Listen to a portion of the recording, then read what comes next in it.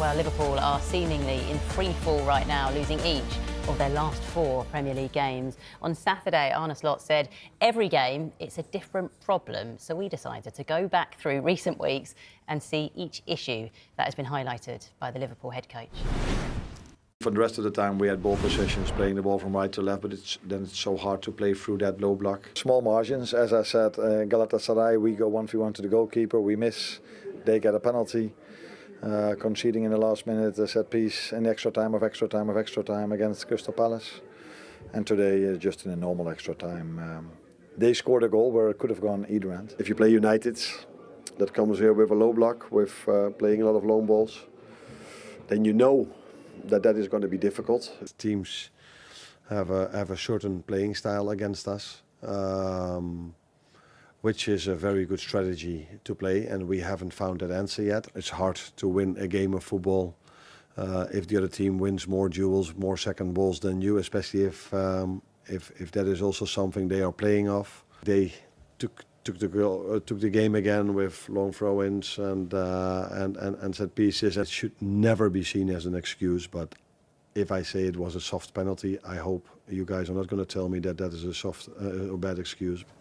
I don't know if that has been seen as an excuse, but from the last 6 games we played, it's been 5 away.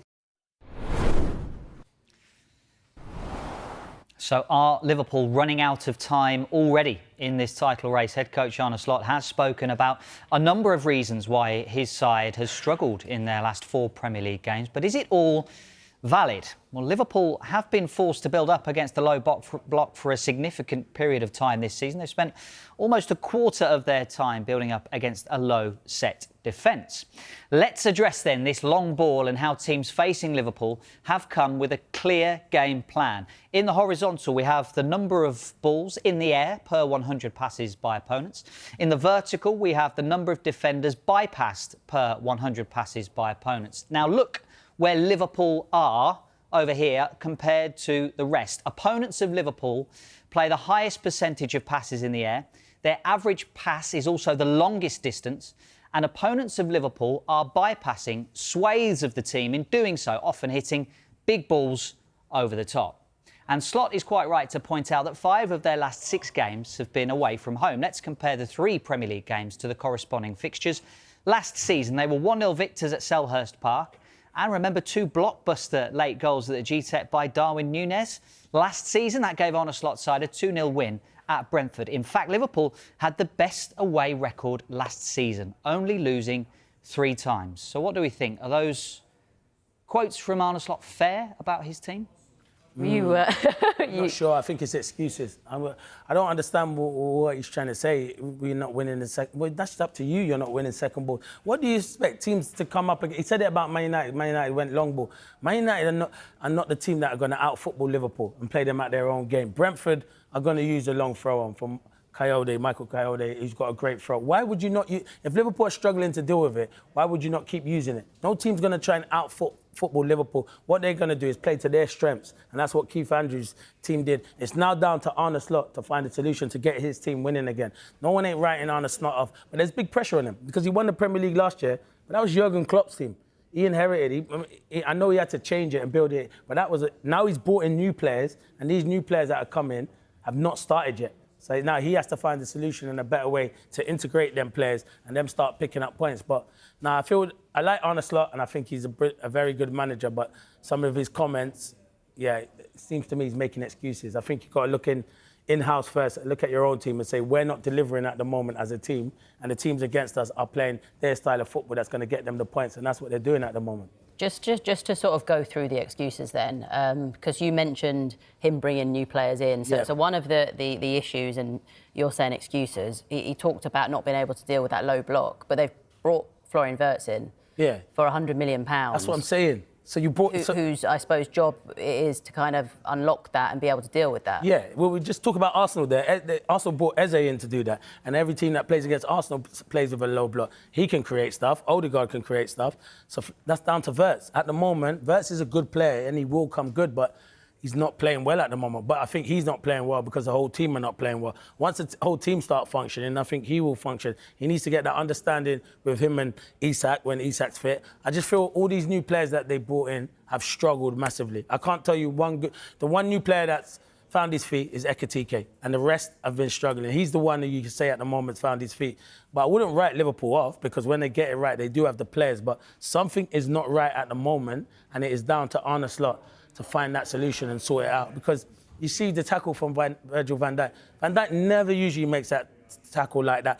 Otara's going away from goal. He's going away, regardless what Arne Slot wants to say. It's on the line. I did think it was a close one. He's going away from goal. You never see Virgil van Dijk make those reckless challenges. And at the moment, he's probably feeling it as the captain as well. But he's still one of the best around.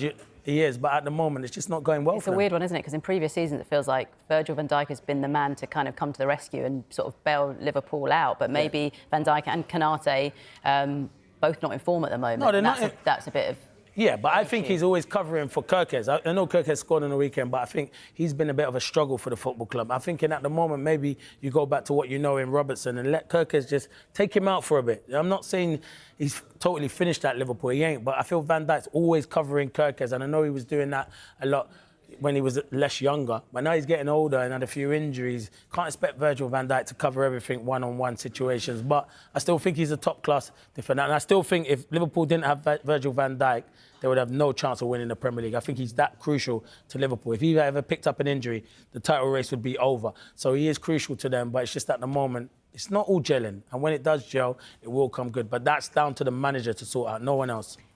Just picking up on some of the other sort of excuses and comments, you talked about the away games. I mean, this is a team who obviously won the Premier League title last season, but had the best away form in the Premier League as well. Yeah. So what do you make of? But he's saying he's had loads of. You can say you have loads of away games, but now you're going to have loads of home games. So that's just the way it comes out. That's just the way the fixtures come out. You're going to have loads of away games. Now you'll end up having loads of home games. It doesn't matter. Sometimes the away fans are better than the home fans. I'll be honest. When I play that football matches, sometimes you want to play from away from home because there's pressure at home because fans expect. So sometimes that can happen. So I'm not having that. It's just at the moment they're not in good form. They are not defending right. And obviously there's a bit of a problem at the football club now, but I feel Arne Slot will turn it around. I think all the best teams go through these spells, and it's Liverpool's spells now, but it's just come at the wrong time where Arsenal are flying, and the gap is growing. Yeah. Well, Jamie Carragher described the situation at Liverpool as a crisis. Here is what the fans had to say about that today. Jamie Carragher's described it as a crisis. Would you go that far? Possibly. Obviously, it's difficult to say. Obviously, it's only 4 games.